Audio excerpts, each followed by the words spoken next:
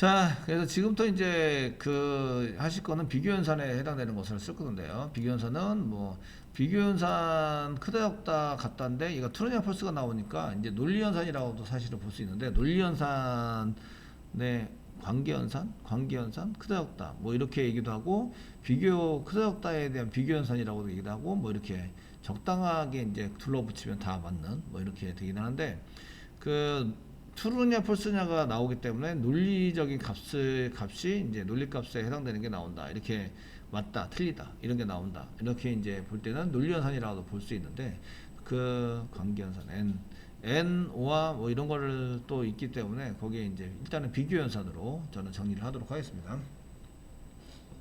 비교연산을 하는데 크다 작다 이런 게 있고요. 그리고 이제 말은 크거나 작다. 크거나 작다.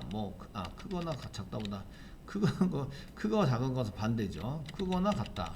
뭐 이렇게 사용되는 경우가 있어요. 그러면 이제 크다가 먼저 오고요. 크다 작다가 먼저 오고 이 꼴이 뒤에 옵니다. 그래서 제가 말도 같거나 크다 이렇게 얘기를 안 하고 크거나 같다 이렇게 말을 한 거고요. 그래서 앞에 이제 크다 작다를 먼저 붙이고 이 꼴을 뒤에다 붙이게 됩니다. 그래서 저희가 포문 쓸 때 이거를 이제 비교 연산할 때 포문을 써가지고 사용하실 때 그 포문을 이용해서 뭔가를 씁니다 라고 이제 포문 써서 쓸 때 여기 요거 작거나 같다 뭐 이렇게 해서 사용을 했잖아요. 그래서 이제 이 꼴을 뒤에다가 쓰는 이렇게 해서 사용을 하게 됩니다. 사용을 해서 쓰게 되고요. 제가 지금 두 개를 열어서 조건문에다가 쓰고 있네요. 네, 쓰고 있고요. 크거나 같다. 그리고 이제 여기 보면은 이제 또 작거나 같다 뭐 이렇게 해서 사용을 할 수 있겠잖아요. 그래서 작거나는 이제 이렇게 적다, 왼쪽 거를 기준으로 해서 왼쪽 게 오른쪽 거보다 적다. 그래 이 꼴을 써서 적거나 같다 이렇게 이제 비교를 하게 되고요. 그리고 이제 또 한 가지는 같다가 있어요. 같지 않다가 있어요. 같다가 있는데 여기 위에 보시면 점 썼는데 여기가 같지 않다 뭐 이렇게 쓰는데 같지 않다는 것은 느낌표를 한 개 붙입니다. 느낌표를 붙이면 반대, true면 false, false면 true 이렇게 반대로 한다 이런 얘기고요. 이꼴 써서 이제 같지 않다 이렇게 이제 표시를 합니다. 느낌표 이꼴은 같지 않다 이렇게 해서 반대되는 개념으로 사용하게 되고요. 그 다음에 이제 크다 적다 이렇게 작거나 크다 뭐 이걸 쓰는 것은 한번 나중에 확인해 봐야 되고, 어쨌든 비교 연산자를 이렇게 쓰시면 이런 연산자를 사용하시면 되는데 이걸 잘 정리하면 결과가 나와야 되겠죠. 이게 이제 결과의 타입은 true 아니면 false에 해당되는 불리엔이 됩니다. 아까 불리엔이라고 안 썼는데 불리엔 타입에 해당되는 게 되고요. 불리엔은 true라고 되겠고 true이거나 아니면은 false이거나 맞거나 틀리거나 뭐 이렇게 결과가 나옵니다. 잘 정리를 하시면. 그래서 이런 것을 이제 그냥 다 출력을 이용해서 출력을 해볼 수가 있으시고요. 그냥 system.out.println을 이용해서 이게 결과가 true냐 false냐만 볼 수 있도록 할 수도 있고요. 걔를 저장할 수도 있고요. 비교할 때에 사용도 할 수 있습니다. 근데 이제 비교 연산자를 쓸 때는 보편적으로 조건에 해당되는 내용이 나올 때 이제 거기에 비교 연산을 보통 쓰시게 됩니다. 그래서 그 중에 하나가 여러분들 했던 것 중에서 포문이죠. 포문. 그래서 여기 보시면 초기값이고요. 반복할 조건을 쓰게 되는데 그 조건에 해당되는 것을 잘 정리를 하면 true냐 false냐가 나오게 된다. 그러니까 요거를 연산자를 이용해서 이제 적거나 같다 이렇게 쓸 때 A가 맨 처음에 초기값이 0이었죠. 그래서 0을 맨 처음에 들어오면 A는 0이 적거나 같다, 뭐 4보다 작거나 같다를 만족합니까? 이게 맞습니까? 라고 봤을 때 맞다 이거죠. 적다에 해당이 되죠. 그래서 이런 경우에는 결론적으로 얘가 true가 나오는 거죠. true가 나오게 되고요. true면 얘를 실행하는 거예요. 밑에 있는 걸 실행하게 되고 false면 실행하지 않고 빠져나오는 거예요. 이렇게 처리가 될 수 있도록 하기 위해서 걔를 결론적으로 무엇인가 한 개의 데이터로 만들게 되는데 그 한 개의 데이터를 가지고 이제 얘가 맞으면 실행을 하고 맞지 않으면 실행하지 않고 뭐 이렇게 처리할 수 있도록 만들어주는 것을 사용하게 됩니다. 얘네들을 이제 그래프화 시켜서 그리시면요. 그 지금 하시는 거는 이제 3 조건 연산자입니다.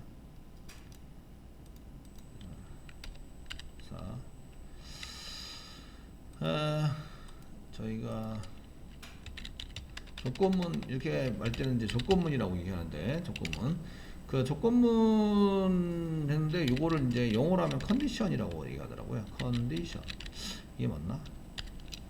제가 항상 쓰면은 스페링에 약해서 이게 그 언더바가 안 생기는 걸로 봐서는 맞는 것 같습니다.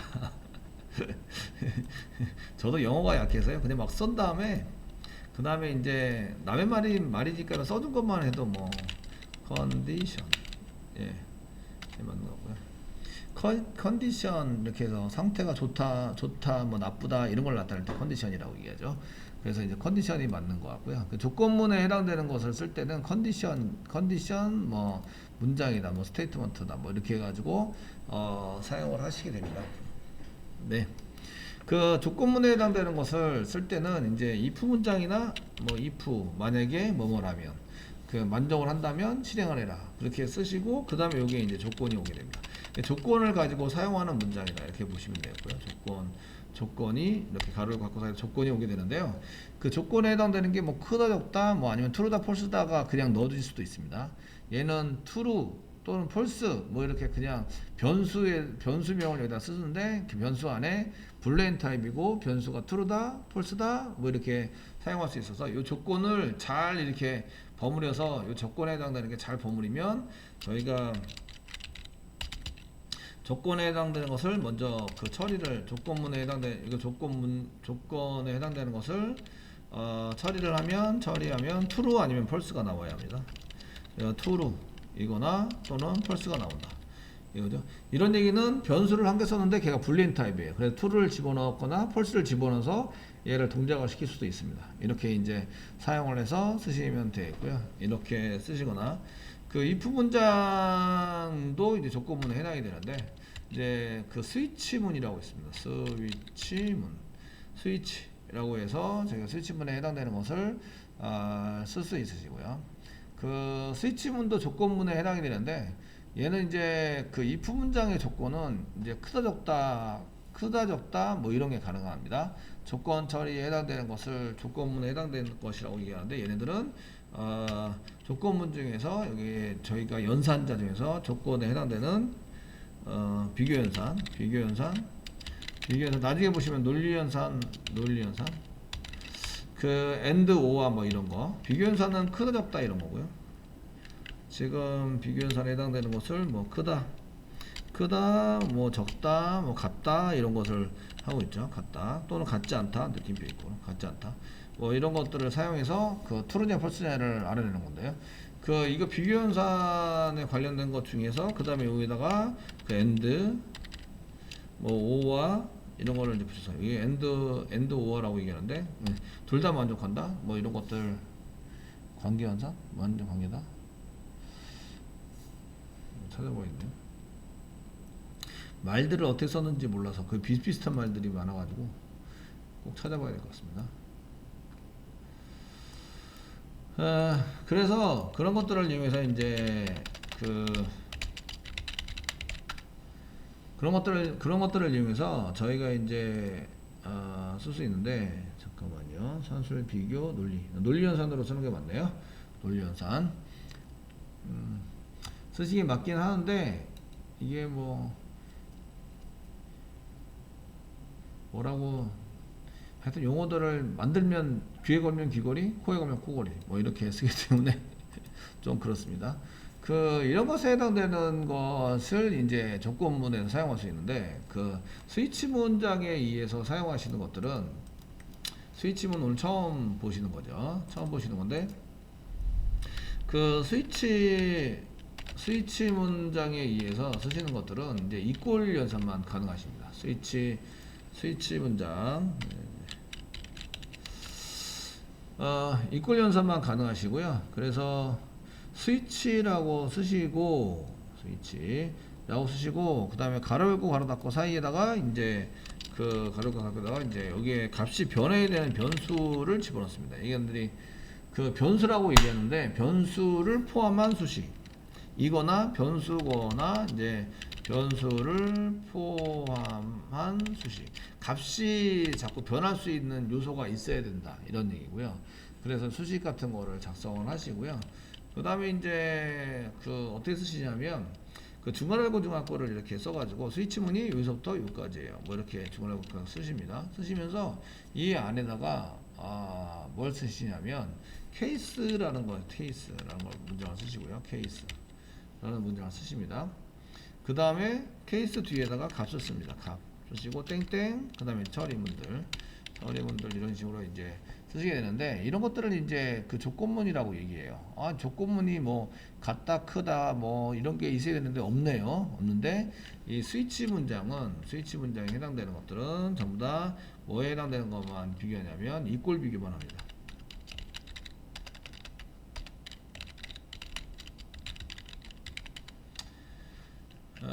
여기 내용을 정리를 잘 해요. 정리를 잘해서 결과가 한 개가 나오겠죠. 한 개의 결과가 요 값하고 같으냐라고 물어보는 거예요. 같으면 이쪽에서 실행이라. 뭐 이렇게 해서 같냐 틀리냐에 해당되는 것들을 이제 만들어서 쓰게 되는데 그 이런 것들은 같은 것들의 케이스 이렇게 해서 써가지고 그 같은 값들에 해당되는 것을 전부 다 이렇게 썼는데 이걸 if s로 if 문장이나 이런 걸 쓰기에는 내용이 많거나 이러면은 이제 스위치 문장 전부 다 이꼴 연산이고요. 이꼴 연산을 하고 스위치 문장을 사용하게 됩니다. 어쨌든 이렇게 해서 그 여기 조건이 없는 것처럼 보이지만 얘가 이제 연산 처리를 하고 이 값이랑 이꼴 비교를 하는 거죠. 그래서 여기 이꼴 비교만 가능한 것은 스위치문 안에 가로 열고 닫았고 스위치문 안에 가로 열고 닫았고와 스위치문 뒤에 가로 열고 닫고에 있는 이제 변수 어쩌고저쩌고 이거나 변수를 포함하는 값. 예, 요게 뒤에 있는 이렇게 되어 있는 결과 값과 케이스 뒤에 있는 케이스 대소문자 구별하기 때문에 자바는 자 케이스를 소문자로 쓴 것 같은데 케이스 뒤에 있는 값과 이꼴 비교합니다. 같은지 비교한다. 그래서 if 문장도 이제 비교문에 해당되는데 여기서는 스위치 케이스문 이렇게 얘기를 하거든요. 스위치 케이스문에 해당되는 것도 이제 비교문에 해당이 되는 겁니다. 그래서 이제 이런 것도 쓰는데 지금은 이제 if 문장에 대해서 한번 보려고 합니다. if 문장 같으면 처리를 해라 이렇게 이제 크거나 같거나 이렇게 같지 않으면 처리를 해라 이렇게 해서 사용하시는 걸로 한번 해 보시려고 합니다. 그 if 문장에 해당되는 것을 이제 하고 얘네들을 이제 도표로 만들면 저희가 그 도표를 만들어서 한번 보시면 그냥 이제 이렇게 그 처리가 위에 보통에는 코드상 그 위에서 아래로 코드가 이렇게 이어진다고 보고요. 그런 거를 이제 요거는 이제 얘가 흘러가는 흐름도 우리나라 말로는 흘러가는 흐름도라고 얘기하고요. 흐름도라고 얘기하고 얘를 이제 그 영어로 얘기하면 플로우 차트 흐름을 흘러간다 이렇게 하는 게 플로우 차트다 이렇게 얘기를 하고요. 그 조건문에 해당되는 도식을 이렇게 그립니다. 그래서 이런 그림들을 이제 나중에 많이 보시게 되고요. 여기가 흘러가는데 조건문을 만났어요. 이 조건문이 그 스위치 케이스문인 경우도 있고 이렇게 이제 스위치 케이스 이 조건을 막 붙여가지고 이럴 때 이제 이렇게 써가지고 사용할 때도 있고요. 그런 것들이 있는데 그 처리문에 해당되는 것을 이제 처리문은 이제 보통 플로우 차트에서 박스로 그립니다. 이렇게. 처리문. 이 처리를 실행할 건지 말 건지를 결정합니다. 그래서 그림만 보면은 지금 이게 뭘 하라는 거구나 이렇게 알 수 있는데요. 그래서 조건이 이렇게 그리는데 보통의 경우는 그냥 이제 이렇게 밑으로 내려가서 이제 이렇게 진행되는 것을 이제 true일 때다라고 썼는데 꼭 우리는 true일 때라고 이제 보통의 경우는 지정을 합니다. t 또는 true 이렇게 써주는데 t 또는 true라고 써줍니다. 왜 여기 자바를 이렇게 공부하셔서 쓰시는 분들은 그냥 소문자 true라고 이렇게 to로 이렇게 써드리는 게 이제 좀 보기가 편하겠죠. to로 이렇게 처리가 되고, 그 다음에 이제 얘를 처리할 건지 말 건지를 결정하는 거죠. 결정하시고 그 밑에 이제 처리문으로 계속 이어져서 이제 나오게 된다. 이게 너무 크게 그렸네요. 네. 이렇게 되고요. 그림으로 그리면 이렇게 되고요. 그런데 이제 이게 만약에 그 폴스인 경우에는 그 밑으로 그냥 떨어진다. 이렇게 되는 거죠. 이게 그래서 이걸 걸쳐갈 것이냐 말 것이냐를 결정하게 되는데요. 이 조건에 해당되는 것을 이제 만들어서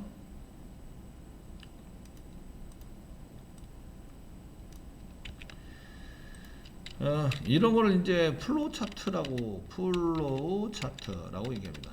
차트. 이제 차트인데 흐름도 말 그대로 얘기하고 우리나라 말로 하면 이제 흐름도라고 얘기하고요. 그 문제 내거나 이럴 때 이제 플로우 차트를 이용하는 케이스가 상당히 많습니다. 상당히 많으시고 실제적으로 이제 그 자격증 시험 볼 때도 이렇게 내서 하시게 되는데, 요거는 이제 true라고 썼으니까 반대는 false가 되겠죠. 그래서 false일 때는 이쪽으로 간다 이렇게 되는 거죠. 얘는 true이거나 아니면 false이거나, false 틀렸다. 그래서 false이면은 뭐 이래 false이면은 이쪽으로 간다. 결국 값이 true하고 같거나 false하고 같다 때 이렇게 되는 거죠. 그 true하고 같으면 이쪽으로 가서 뭐 이게 처리문을 처리하게 되고, false이면 처리문을 실행하지 않고 스킵해서 그 다음으로 넘어가게 되는 이런 처리문에 해당되는 것을 쓰게 됩니다. 그래서 여기다가 그 비교 현상, 논리 현상 뭐 이런 것들을 이용해서 결과가 뭐가 나와야 돼요? true가 나오거나 false가 나오도록 만든다. true가 나오거나 false가 나오도록 만든다. 뭐 이렇게 해서 사용을 하는 거죠. 그래서 여기에 해당되는 게 이제 조건문에 해당되는 거죠.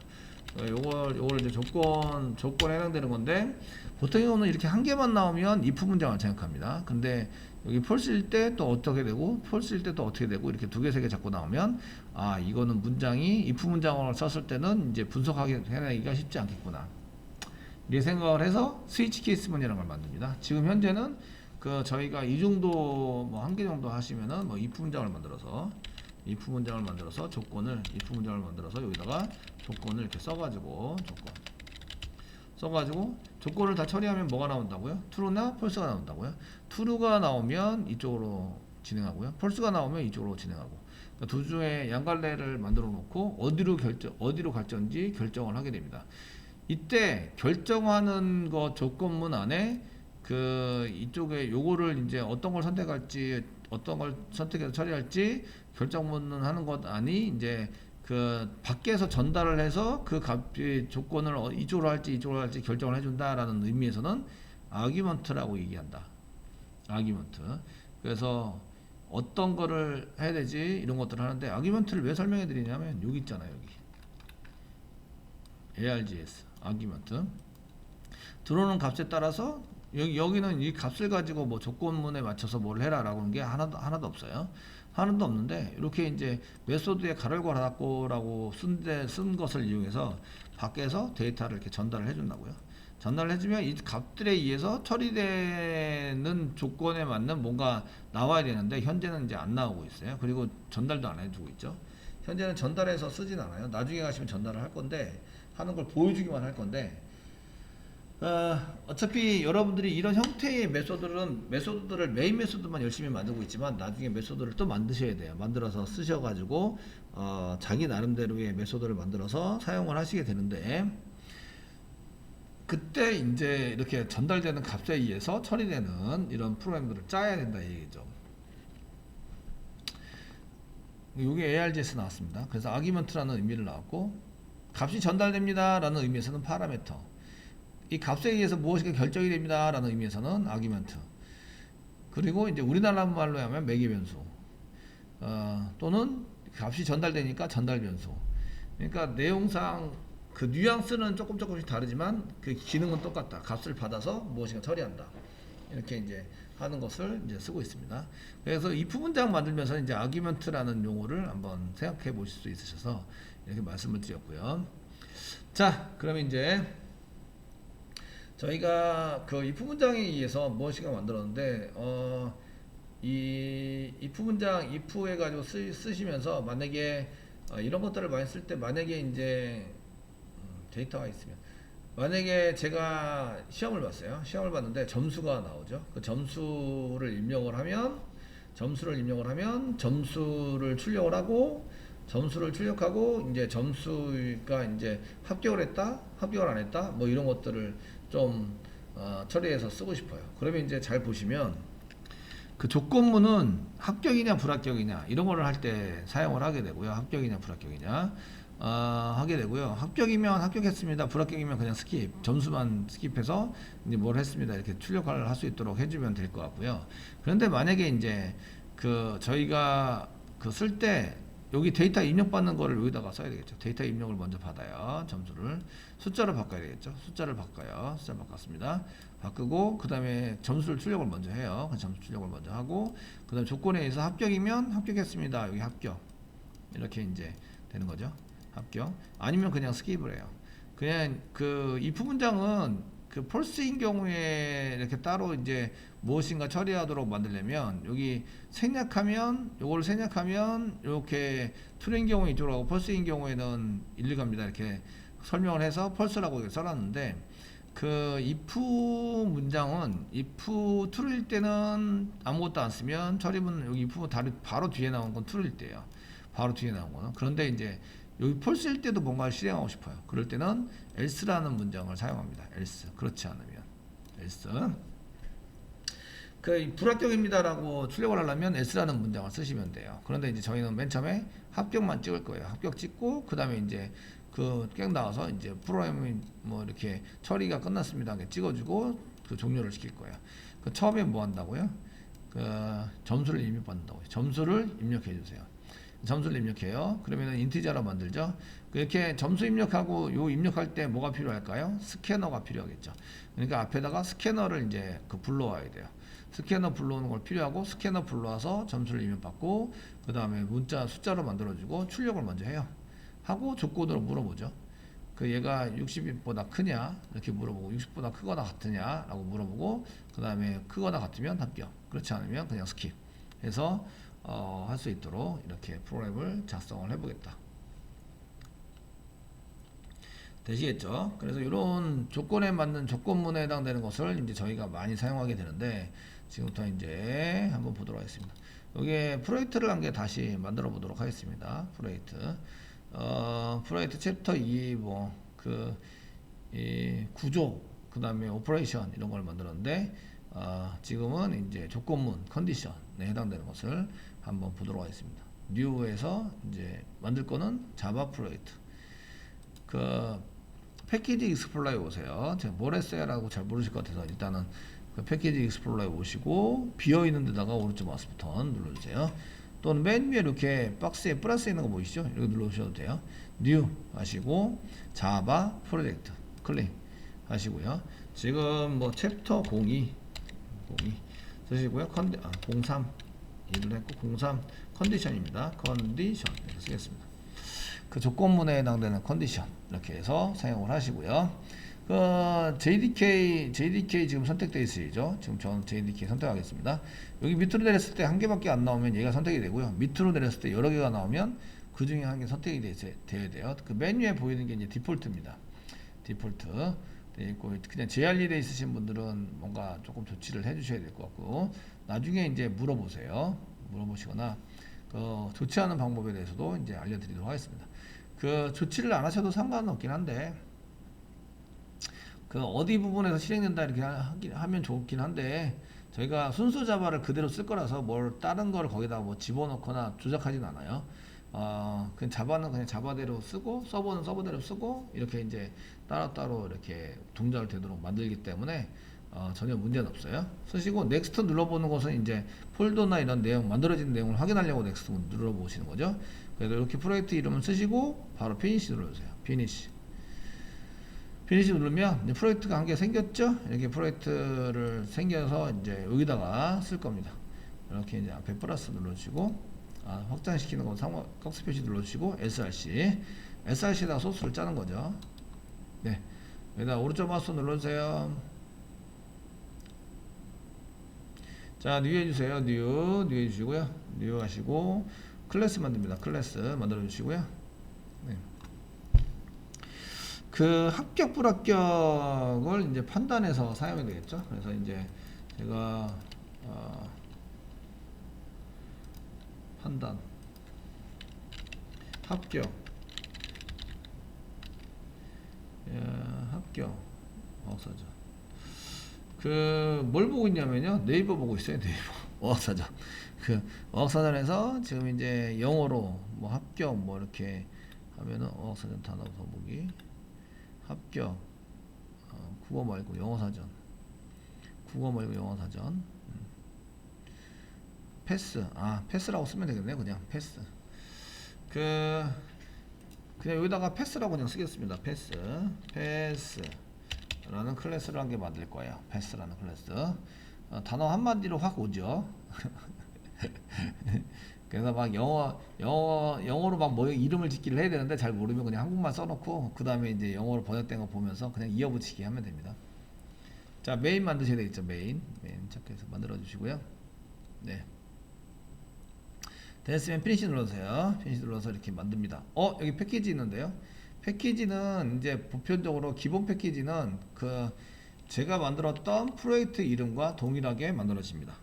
제가 지금 만들어서 사용하고 있는 프로젝트 이름과 동일하게 만들어져서 지금 이제 현재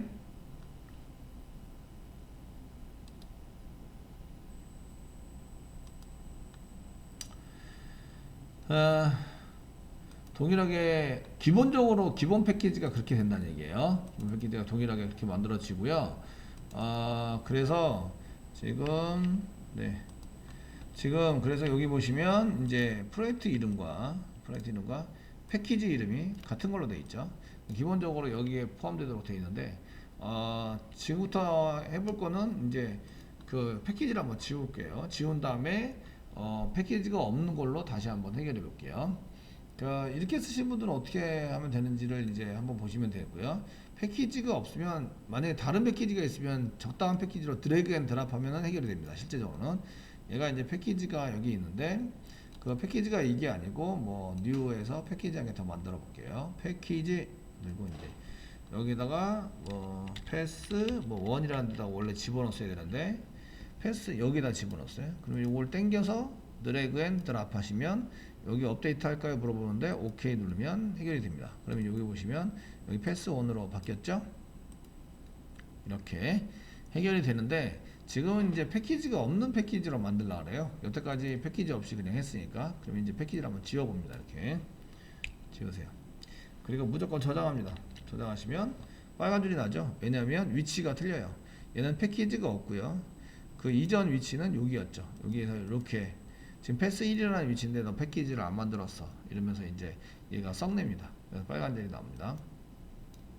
그 빨간 줄이 나오면요 해결하는 방법이 두 가지가 있어요. 두 가지는 그 add 뭐 패키지 디프레이션에서 이거 패스 1이라는 것을 뭘 해라 이렇게 하고 그 다음에 디폴트 패키지로 옮겨라 이렇게 두 가지 방법이 있습니다. 저는 옮길 거예요. 그래서 마우스가 되시면 옮겨라 해가지고 쓴 것을 move pass.java2 뭐 디폴트 패키지 클릭하시면 이제 패키지가 없는 데로 옮겨가고요. 오류는 해결이 됩니다. 여기 한번 보시면 디폴트 패키지가 생겼고요. 이렇게 나오죠. 쓸데없는 패키지는 지웁니다. 그 Shift 키나 컨트롤 키 먹습니다. 그리고 델리트 한 개 누르시면 됩니다. 델리트. 그러면 지울까요? 라고 물었는데 오케이 하면서 지우면 깔끔하게 해결이 되죠. 되셨나요? 그 자바는 클래스를 굉장히 중요하게 생각하기 때문에 이런 것들을 이제 써야 합니다. 라는 얘기고요.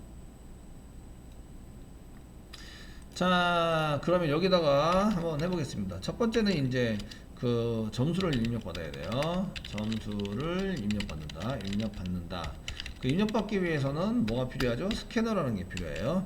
그 입력받는 객체 스캐너를 불러와야 돼요. 스캐너를 그 하드 스캐너를 메인 메모리로 불러와야 돼요. 그래서 불러온다 이렇게 돼 있으신데 새로 불러온다라고 했는데 생성한다예요. 생성한다 new입니다. new에서 생성을 한다. 자 보시면 그 키보드로 입력하는 거는 system.in이죠. 그 변수로 저장해놨다가 계속 쓰셔야 되니까 스캐너 쓰시고 컨트롤 스페이스바를 꼭 눌러라. 그 다음에 자바 유틸의 스캐너, 왜냐하면 스캐너가 다른 곳에 가 있기 때문에 여기 같은 데 없어요. 지금 같은 데는 이거 아무것도 없잖아요. 그죠? 패스.자바 밖에 없습니다.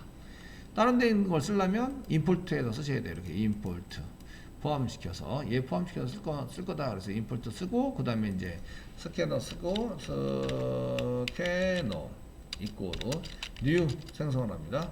스캐너를 생성하는데 가로 열고 가로 닫고 사이에다가 시스템.in 키보드로 입력하는 거를 집어넣어서 나 키보드로 입력하는 도구를 좀 쓰고 싶어 이렇게 해서 이제 사용을 하시면 스캐너가 이렇게 되시고요.